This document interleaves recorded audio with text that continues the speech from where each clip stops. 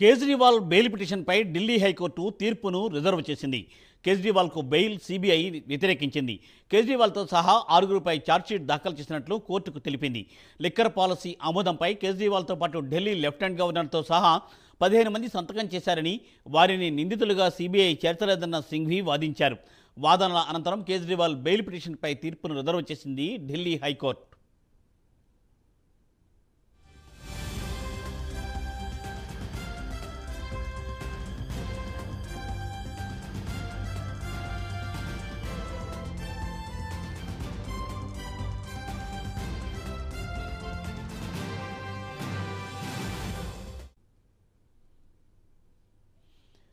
Kejriwal bail పిటిషన్పై Delhi high court తీర్పును reserve చేసింది. కేజ్రీవాల్కు బెయిల్ సిబిఐ వ్యతిరేకించింది. కేజ్రీవాల్తో సహా ఆరుగురిపై ఛార్జ్షీట్ దాఖలు చేసినట్లు కోర్టుకు తెలిపింది.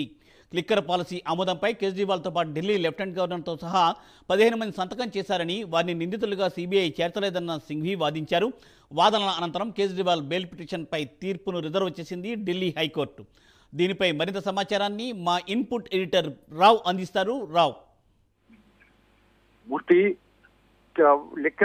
ఢిల్లీ లిక్కర్ పాలసీ కేసులో కేజ్రీవాల్ ఆ విషయం ఇప్పుడు ఎట్టకేలకు రేపు మాపో ఒక క్లారిటీ రాబోతుంది. ఇప్పటికే పలుమార్లు బెయిల్ కోసం అప్పీల్ చేసుకున్నటువంటి కేజ్రీవాల్ కు ప్రతిసారి కూడా చుక్కెదురుగుతున్నటువంటి పరిస్థితి. మరి ఇప్పుడు తాజా రాజకీయ పరిణామాల మధ్య ఓవైపు సిబిఐ కేసులు, మరోవైపు ఈడీ కేసులు చుట్టుముట్టుకున్నటువంటి కేజ్రీవాల్ గత మార్చి 1వ తారీఖు నుంచి కూడా తాను కటకటాలలో లెక్క పెడుతున్నటువంటి పరిస్థితి. తాను ముఖ్యమంత్రిగా ఉన్నా కూడా పలు వివాదాస్పద నిర్ణయాలు జైలు నుంచి కూడా తీసుకోవడం కూడా జరిగింది. అయితే ఈలోపు కేజ్రీవాల్ కు సంబంధించి ఈ లిక్కర్ పాలసీలో కూడా కీలకమైనటువంటి ఆధారాలు సేకరించామని ఓవైపు సిబిఐ చెప్తుంటే అసలు కేజ్రీవాల్ ప్రమేయమే లేదు, ఒక ముఖ్యమంత్రిగా తాను తీసుకోవాల్సిన నిర్ణయానికి హద్దులు మీరు ఎక్కడా తీసుకోలేదనేటటువంటిది కేజ్రీవాల్ తరపు నుంచి వాదనలు కోర్టులో వినిపించడం జరిగింది. అయితే ఇరుపక్షాల వాదనలో విన్నటువంటి న్యాయస్థానం అయితే ఢిల్లీ హైకోర్టు తీర్పును రిజర్వ్ చేసింది.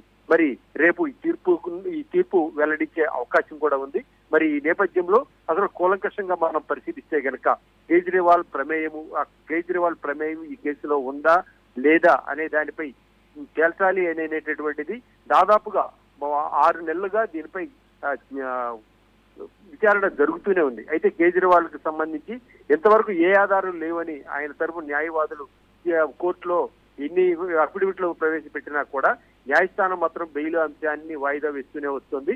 మరి ఇప్పుడు చూస్తే అభిషేక్ నాయర్ ఏదైతే విజయ్ నాయర్ ఉన్నారో ఇది ఈ ఇరువురికి ఏదైతే ఈ ట్రేడర్లకి కానీ ఇటువైపు డిస్టిలరీస్ కానీ మధ్యవర్తిత్వం వహించినటువంటి నాయర్, ఇంకా పలువురు దీంట్లో అప్రూవల్ గా మారిపోయినటువంటి పరిస్థితి.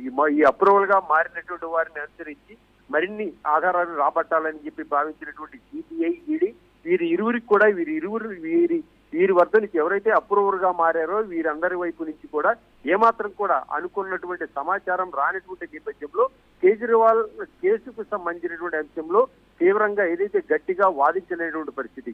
ఇప్పుడు సాధారణంగా చూస్తే తనతో పాటు అదే ఫైల్లో సంతకాలు పెట్టినటువంటి 15 మంది కూడా ఉన్నారు. వీరిలో north group and south group అనేటటువంటి 2 గ్రూపులుగా విడిపోయి ఉన్నటువంటి వారి సంతకాలు కూడా ఉన్నాయి. మరి వారెవరిని కూడా కనీసం అరెస్ట్ చేయలేదు, కనీసం వారిపై ఛార్జ్ షీట్లు కూడా దాఖలు చేయలేదు. మరి ఛార్జ్ షీట్లు దాఖలు చేసినటువంటి 6గురిపై మాత్రమే ఇప్పుడు వారు జైలు పాలయ్యారు. వారికి ఎటువంటి బెయిల్ కూడా ఇవ్వట్లేదు. ఇదంతా కూడా రాజకీయ ప్రమేయమని కేజ్రీవాల్ తరపు న్యాయవాదులు న్యాయస్థానంలో వాదిస్తున్నటువంటి పరిస్థితి. మొత్తం మీద చూస్తే ఈ కేసులో సంబంధించి కూలంకషంగా న్యాయస్థానం కూడా పరిశీలించిన మీదట కేసుకు సంబంధించినటువంటి తీర్పును మాత్రం రేపు విడుదల చేసేందుకు ప్రస్తుతానికి రిజర్వ్ చేసింది. తీర్పును రేపో మాపో విడుదల చేసేటువంటి అవకాశం కూడా ఉంది. Murthy. Thank you Mister TV now. Thanks for update.